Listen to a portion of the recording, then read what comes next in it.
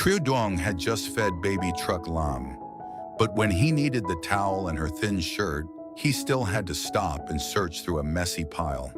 He realized the small problem kept happening every morning, slowing him down right when his daughter needed him most. So he decided to make a simple bamboo rack right by the door to keep everything ready in one place.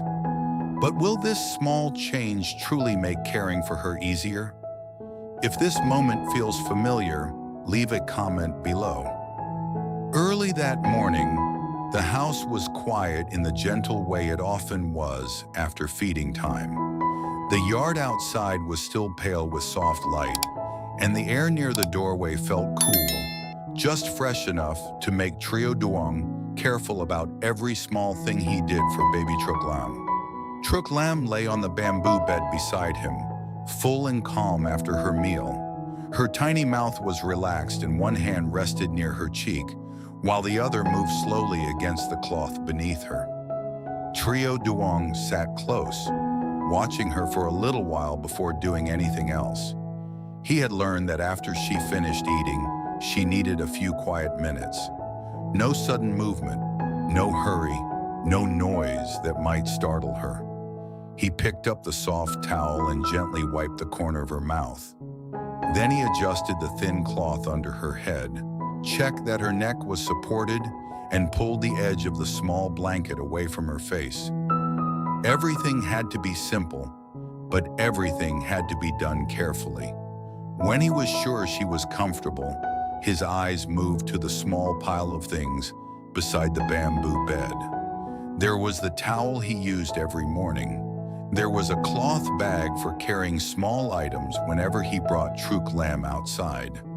And beside it was the thin shirt he often put on her when the morning wind still passed through the yard. These were things he reached for almost every day, yet somehow they were always placed together in a messy little corner. He reached for the towel again, but his fingers touched the cloth bag first. He lifted the bag, moved the shirt aside, and found another folded cloth underneath. It was only a small inconvenience, but he paused. This had happened many times before. When Truc Lam was calm, it did not seem important. But when she started fussing, or when he needed to carry her outside quickly before the sun grew stronger, even a few seconds of searching felt longer than they should. The towel, the bag, the thin shirt, all of them were simple things, but they were part of taking care of her. He looked back at his daughter. Truc Lam had turned her eyes toward him. She was not crying.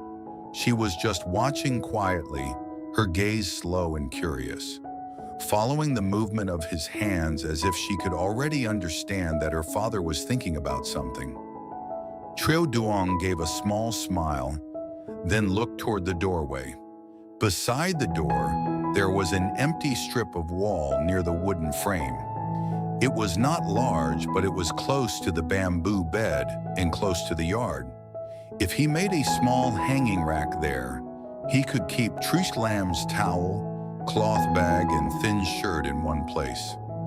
The next time he carried her outside, he would not have to search through a pile again. The idea was not big, but it felt useful. He stood up slowly, careful not to shake the bamboo bed, then stepped outside to the side of the yard. Under the shade, a few old bamboo pieces had been kept from earlier work. Some were too thin, some were cracked, but a few still looked strong enough. Trieu Duong picked them up one by one, testing each piece with his hands. He wanted bamboo that was firm but not brittle, old enough to hold its shape, but smooth enough to split cleanly. After choosing several good pieces, he brought them back inside and sat near the doorway, where the morning light was clearer. Truc Lam's eyes followed him. He placed one bamboo piece across his lap, held it steady, and pressed the small knife into it. The bamboo opened with a dry, gentle sound. Crack. He made another careful cut. Crack. The sound was soft, but in the quiet room, it seemed to stand out. Truc Lam blinked and kept looking at his hands. Trieu Duong kept the bamboo steady across his lap and worked slowly, one strip at a time. He did not split the pieces too quickly, because bamboo could leave sharp edges if his hand slipped.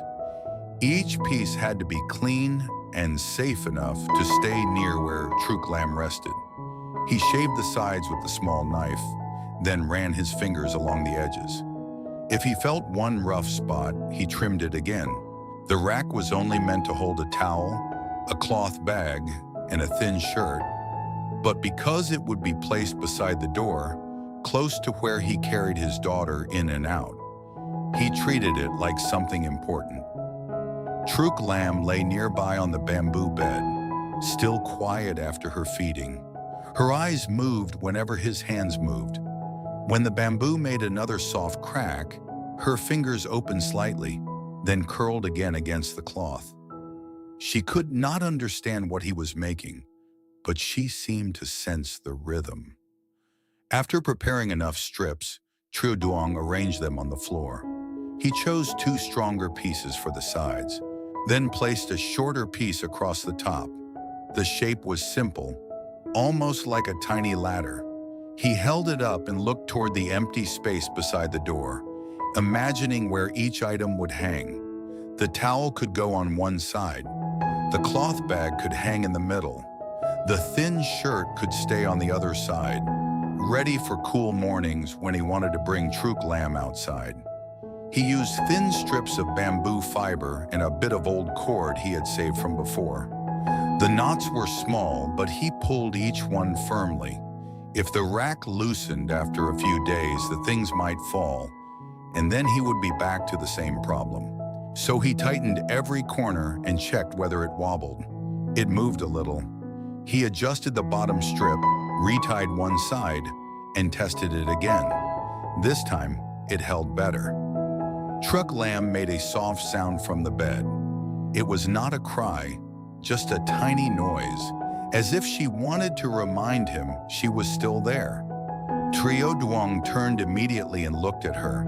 Her face was calm, but her eyes were still open, still watching. He smiled and touched her little hand. "Almost done," he said softly. Then he returned to the doorway and lifted the rack into place. He pressed it against the wooden frame, marked the spot with his thumb, and secured it carefully. He wanted it to sit straight, not too high, not too low, just high enough for the things to stay clean and low enough for him to reach quickly with one hand while holding Truc Lam. When the rack was fixed, he stepped back. The corner looked different now. Not bigger, not richer, just more orderly. He picked up the soft towel first, folded it once, and placed it over one side of the rack. Then he hung the cloth bag in the middle. Finally, he lifted the thin shirt, smoothed it with his hand, and placed it where it could be reached easily. For a moment, Trieu Duong stood there without moving. Those small items had always belonged to Truc Lam, but now they had their own place. No more searching through a pile when she needed to go outside. No more moving one thing to find another. The next time the morning air was cool, he could simply reach beside the door, take what he needed, and carry her out gently. He turned back to the bamboo bed. Truc Lam was still looking in his direction. Her eyes were calm and bright, following the new shape near the doorway. Trieu Duong sat beside her again and adjusted the cloth near her shoulder. The house was still the same small house. The bamboo bed was still old.